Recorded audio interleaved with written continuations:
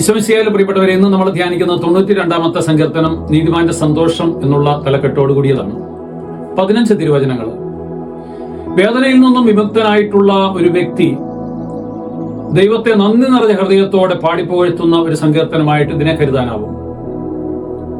Sabbath ദിവസം പാടിയിരുന്ന ഒരു സങ്കീർത്തനമാണ് എന്നും നമുക്ക് അനുമാനിക്കാം. കാരണം സാബത്ത് ദിവസം എന്ന ശീർഷകം ഇതിലുണ്ട് എന്നുള്ളതാണ്. 7-ാം ദിവസം സാബത്ത് ദിവസം ഈ സങ്കീർത്തനം ദേവാലയത്തിൽ ആലപിച്ചിരിക്കുന്നതായിട്ട് കരുതാനാവും. സാബത്ത് ദിവസം ആദ്യം ആലപിക്കുന്ന ഗീതമായിട്ടും ഇതിനെ കരുതാവുന്നതാണ്.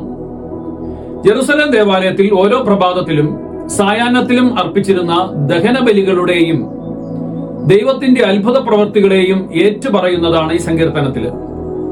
ദൈവം തന്റെ വാഗ്ദാനങ്ങളിൽ വിശ്വസ്തനാണെന്നും ഒരുപക്ഷെ ദൈവം തന്നോട് കരുണയുള്ളവനാണെന്നും ഈ സങ്കീർത്തനം എടുത്തു പറയുന്നുണ്ട്. വളരെ പഴമ തോന്നിക്കുന്ന ഒരു സങ്കീർത്തന ഭാഗമാണിത്.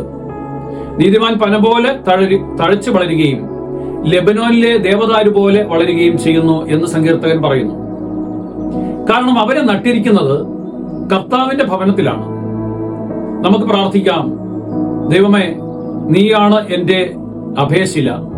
15-ാം വാക്യത്തോട് ചേർന്ന് പ്രാർത്ഥിക്കാം, ദൈവമാണ് ഒരുവന്റെ സഹായം, ശക്തി, സംരക്ഷണം.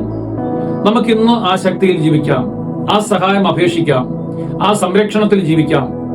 എല്ലാം ദൈവകരങ്ങളിൽ സമർപ്പിച്ചുകൊണ്ട് ഇന്നത്തെ ദിവസം ഏറ്റവും മനോഹരമാക്കി തീർക്കാം. ദൈവസമർത്ഥമായിട്ട് നിങ്ങളെ അനുഗ്രഹിക്കട്ടെ. ആമേൻ.